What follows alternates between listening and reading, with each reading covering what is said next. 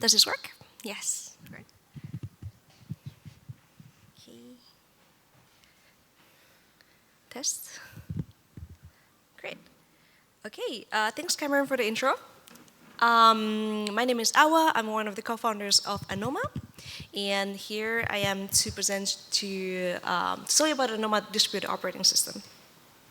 So for the ones who don't know the team, we're founded in 2021. Our headquarters are in Zug, Switzerland. It's known as Crypto Valley. It is where a lot of foundations are based, including Near Foundation, Ethereum Foundation, Solana Foundation, and Anoma Foundation.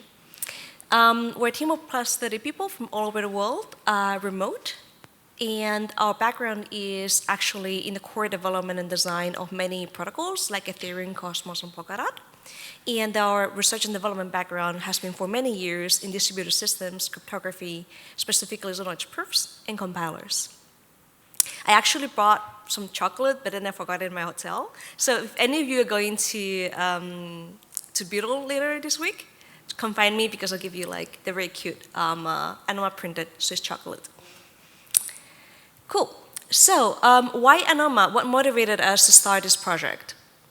So still today, blockchains are full of structural issues.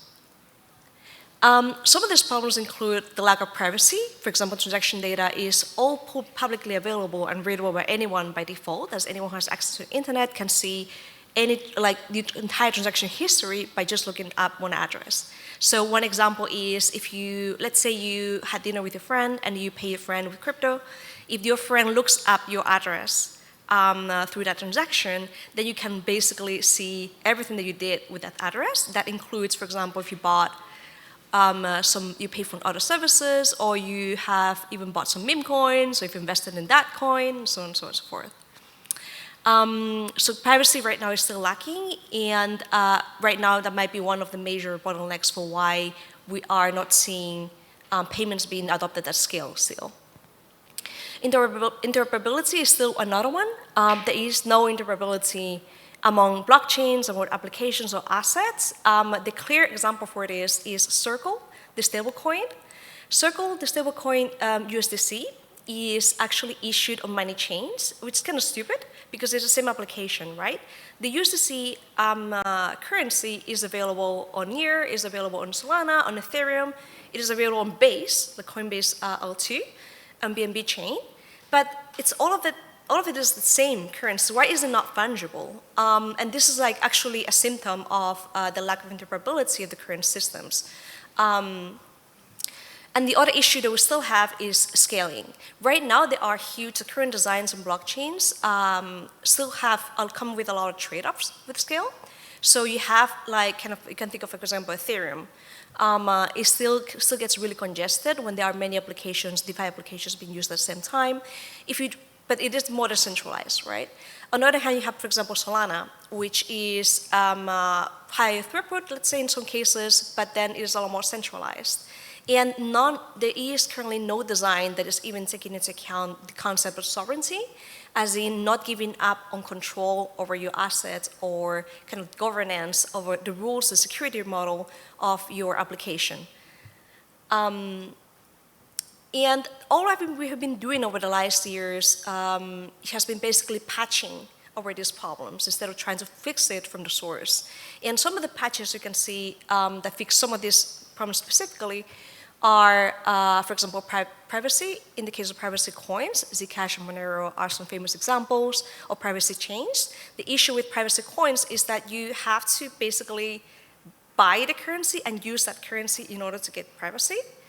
That is not really usable. Basically, so for example, if you want to pay someone with USDC and you want to do it privately, if you want to use Zcash for that, you have to basically use all your USDC to buy Zcash, use the Zcash application, and then later back convert to USDC, which is basically really expensive and just really bad UX. Then you have privacy chains. On top of that, privacy coins are not programmable. Then you have privacy chains, but they follow this model where it says that it assumes that everything is going to happen on their chain. And the reality is that people have applications that have assets that are created and are currently working on different chains and not just in one chain. The patches that we have deployed to solve interoperability are basic centralization. One we were solving is like, just transfer assets to this Web2 company. Other common ways would be multi-sigs and bridges, and then overall just accepting the fact that the assets are not going to be fungible among, even though it's the exact same asset, exact same application issued by the same person or some entity, just accept the fact that it's just not going to be interoperable. Then the patches that were deployed to scale, which we're still like in this model of believing that one world blockchains are okay, as like one chain to solve all use cases, everyone's needs, all applications and all assets still exists, and that like one way is going for Ethereum, which is decentralized, it's a little bit more decentralized, but sacrifices throughput and scale. Then the other answer is the Solana model, which is it has higher throughput and more speed, but it sacrifices decentralization. So a lot more centralized. Then we also kind of like played around with L2s for a long time, and there were also app chains. But all of these actually are marginal improvements over actually solving the problem of scale. So some of the symptoms I've been mentioning some of the simple ones, but like think for example of if you had a maker CDP, collateralized that is a complex state application on maker. And you kind of want to like move it from one chain to another chain. And actually the only way for you to do this in the current state is you will have to liquidate your maker CDP, move the underlying assets manually, and then convert it back to CDP. And there's the same thing for privacy. So if you want to use Monero just for privacy or Zcash just for privacy, then you have to kind of do the same. So the solution, we are currently in this basically blue pill, red pill situation. The blue pill is we basically keep continuing as we are, so we keep patching these things, do these marginal improvements, accept that the things will become more centralized over time, accept that sometimes we just, do a little bit of Web3 thing, but like 90% of the application that we use is just Web2. Accept that the fragmentation is just going to remain there, and there's going to be bad UX and just going to be really limited use cases. Which is results in the current day of this entire clusterfuck of chains, different chains, assets. It doesn't really feel like you're using a world computer, this initial vision that Ethereum promised. It feels more like you are using 5,000 different chains and trying to figure out your way through something really simple use cases. So the red pill is try to challenge the status quo by breaking free from the notions of, like, this will require you that you kind of think of a way, just basically break away from blockchains, think about these problems from first principles, and then basically you set that these properties are non-negotiable. So say like UX must be seamless, as like must be like Web2-like basically. It must be privacy, or privacy should be native supported, interoperability, scalability, and above all sovereignty. As in users, people, entities, enterprises that go on chain don't lose sovereignty over a global chain, for example. And that's what brought us to build the Anoma distributed operating system. So just a little bit of background story into operating systems. So computers, this is how computers used to look like back then before operating systems came. And it was basically a really niche technology because you needed to be incredibly, you need to learn so much. You need to be really an expert to use them. Very few people in the world could actually use them, and you had to be many in a room in order to use it. Applications were actually written, and they were hardware specific, as like if there was this machine by IBM, for example, in this location, then applications were just working there. And again, also programming applications would require you to actually program directly the hardware, which made it even less accessible for people to build applications to expand the use cases. So back then, before operating systems came, the use cases and adoption was incredibly limited of computers. And computers after the operating systems came, anyone, maybe all of you are too young, but on the left you have Windows 95, 98. Some of you, have any of you actually used it? I assume. So after operating systems came, like actually the major leap came around like Windows 94, 95, 98. And then from there onwards, we have also improved a lot on the product side. But the essential architectural shift came from that time. So computers after operating systems, UIs are introduced, so everyone can actually use it. You can use the mouse, like things are visual, you can like click things around. And applications are no longer machine specific. So you build applications once and it will work on any computer. And then applications didn't require actually you to understand how the hardware worked. The OS handled that for you. And the TLDR was that after this leap, it resulted in a boom of use cases, and it led basically to the mainstream adoption of computers. It led to everyone at home having a computer. Actually, nowadays we have multiple computers on us, right? Your phone, your wearable watch, your PC. So that is what an operating system is. It is essentially hardware is at the bottom layer. Think of like the chips and all the storage units in the computer. Then there is the operating system like Windows, Mac OS, etc. On top of it, you build applications, and then users interface with applications. So the distributed operating system is essentially the same. The only thing that changes is that we treat blockchains as hardware, as like they are like the chip that we can program on. They become, with the Anoma distributed operating system, they become resources for applications to like access, to manage. So for example, the privacy of Zcash, the throughput of Solana, the security model of Ethereum, they all become basically these features that you can easily access as a developer on the application layer. And then with this application layer, users and developers only have to worry about applications. You can completely forget about blockchains. So the Anoma distributed operating system, it is this kind of unifying layer that basically abstracts all blockchains away. And instead of feeling like you're using 5,000 blockchains in the hood, you're using just one interface. Developers can build any application once and don't have to rebuild it again. Like right now, we're doing something super dumb, which is if you build an application in Ethereum, I try to like copy paste it and then deploy it again on another EVM chain. But if it's the Solana chain, then you have to rebuild the application from scratch, even though it's the same application, through all the entire complexity of the protocol and all the stuff. So with Anoma, actually, applications, you just have to worry about the front end, and then once you build that, it just works anywhere, basically. And this is especially compelling when it comes to privacy applications, because then you have to deal with even more low-level code, like zoned circuits. Circuits, whenever you have a change in your application, you have to rewrite the circuit. It's a lot like low-level Rust code a lot of times. And in the case with using Anoma, you basically like all this zoned stuff gets abstracted away, and you don't have to worry about that. And the biggest thing is that for users, you can just completely forget about blockchains and how they work, and instead you just focus on your intent. Just quick architecture overview. Actually, I think I already covered all of this. This is just a graphic that explains there's three layers. There's like application layer with a distributed operating system, and this is how we look. Anoma looks at blockchains, right? This would be the hardware layer, equivalent to the PC, where we treat basically every blockchain as a computer, an accessible resource for applications. And Anoma is basically, the analogy here is like the operating system that you install on your machine. So that's why the floppy disk. Cool, and that's where the tagline of every chain in your command comes from, because with this layer, you as a user, you basically get to dictate an intent. You basically get to dictate what you want to do. So basically, you get through direct access to any chain, and the same thing goes for developers. Cool. So Anoma's live. We have launched this.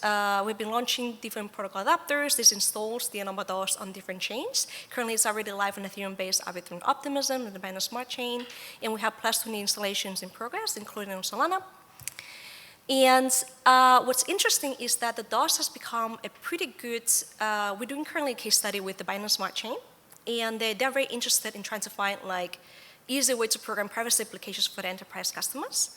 And they're currently really struggling because of all the story around circuits and the stacks. So they find this DOS case actually very interesting, because in this case, you just have to, for example, payroll applications or businesses that want to pay, kind of like run a network to pay their providers, the invoices and all this stuff. They might not want to do this on the security model of Ethereum or for Solana. They might prefer to retain sovereignty, and they can easily build an application using the Anoma DOS for this. Cool. Actually, I don't know how much time I have left, but I was going to do a quick demo. 1 minute? I have time? Okay. Oh, cool. I thought, yeah. Awesome. So I prepared a product demo.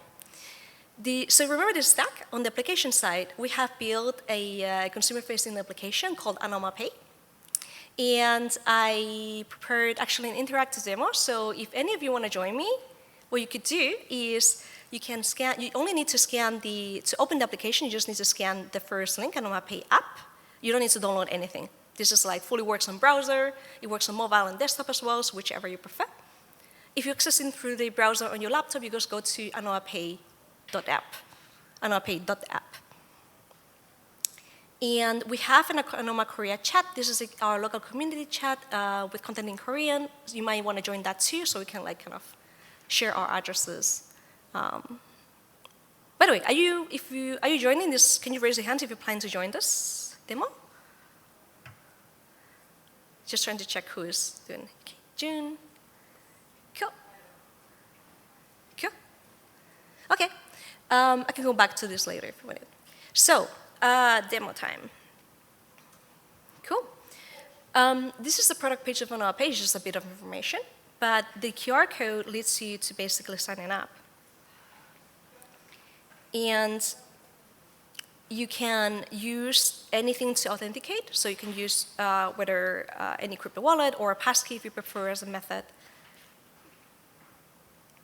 And as wallet. Oh, let me just quickly log in here.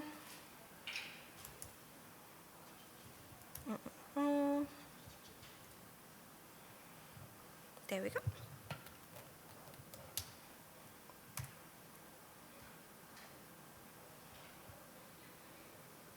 There we go. This is just using this crypto wallet or passkey to sign in. This is just the account is attached to this one. And here you can see my balance. But where can I start? So this is how it looks in the dashboard, and you can find your Anoma Pay address here. At the moment, we support sending through Anoma Pay addresses, payment links, but in the future, we're actually going to integrate this directly with social accounts. So for example, you could send to like @Awa Sun Yin on Telegram or to Twitter. But for now, we can use this one. So for example, if I want to send, I can do, anyone want to send me did anyone paste? So if you have an AP account, you can paste it somewhere, and I will send you some USDC.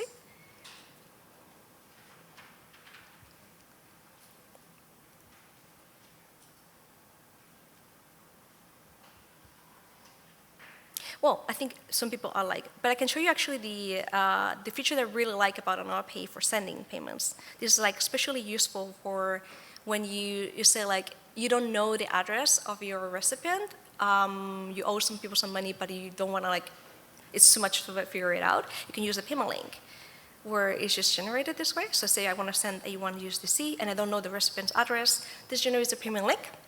This is currently generating the knowledge proof under the hood. This tries takes a couple of seconds. In here.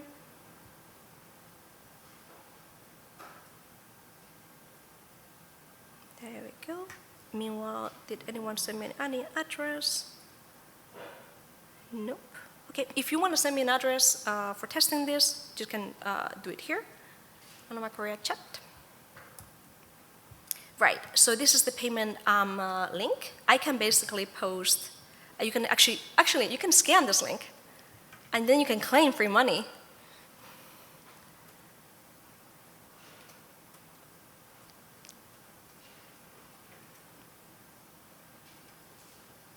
So this is one way of sending funds, which is actually pretty cool. It's like, you know, you send like pay a provider as well with some crypto. Then you just like create this link, send them the link, and just you're done. You don't have to worry about, oh, did the money arrive? I think the other person is not responsible, just claim it, and that's it.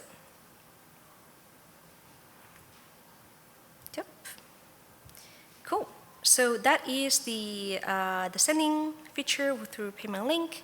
Then you can deposit funds from different, in this case, we're supporting the Binance Smart Chain, but actually there's no reason for us to not support any other chains. Like right now we're just doing this kind of partnership with Binance, but Anoma is live on different networks, and we could just activate this on the front end. Like we don't actually need to do anything else. And then it would just work on all these networks too, together with the assets that are supported there. So I can deposit from a crypto wallet. So let's say, for example, Binance. This is just to fund. Once the assets are in Anoma Pay, they're fully shielded. And once you do transactions with Anoma Pay, they're also fully shielded. This is actually very important. Let me show you. I would like to send some money to somebody. So let me see. Nobody has claimed this. No. Okay. Well, and there's also a feature that we just recently added, which is the request feature. So this is, let's say, you are on the other side, like you want somebody owes you money, and then you can just say, like, here, you owe me $10. Then I can also generate a payment link, and then the user can just, if you scan this, then it will go directly to Anoma Pay, and then you can just directly pay this, just like how you pay an invoice, but it's like integrated already into the invoice.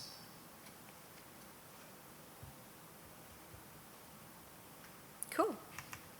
Anyone sending me any Anoma Pay address here? What is this? Let me see. Some Korean community members they were testing this morning.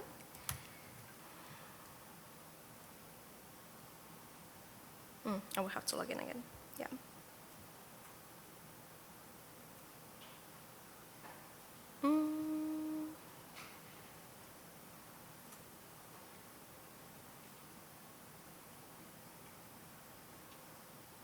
Right. So, any payment, any addresses coming? Nope. Okay. June, any address? Okay, still signing up. Okay, cool. Well, if you want to test this again later, let me know. I actually do interact a lot with Anoma Korea chat. And then if you later on you say, oh, you met me at SheFi and you just want to test this, then just paste basically you go here in your account, you can copy paste the Anoma address and you paste it here. And then I would take a look. And, oh, June is typing. What's happening?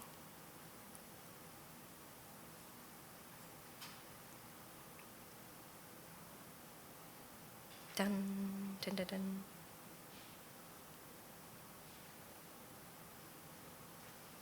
June, are you sending me something? You was trying. Okay. Okay. Oh no, wait. Somebody sent me something. Great. Yay, thank you so much for doing this. Okay, so we can test just this version. And then I just can set it like 1 ASD, C, again, confirm send.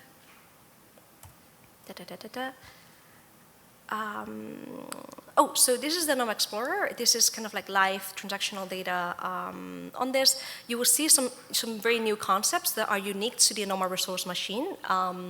Like to build the Anoma super operating system, we had to invent a new VM. It's not exactly a VM that uses resources. So this is why you will see some concepts like logics here and all this stuff. Pay count. And this is complete. Oh, the thing I want to show you is, Kelly, did you receive? Yes. Yes? Yes, thank you for participating. So what I wanted to show you is that here you will see transaction hash.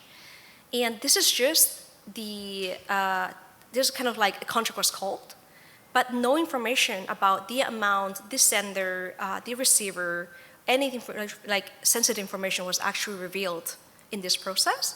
And another thing that distinguishes this a lot from current blockchains is that this is a public key. This is like equivalent to your Ethereum address, right? If I copy paste and search this into an Explorer, nothing comes up.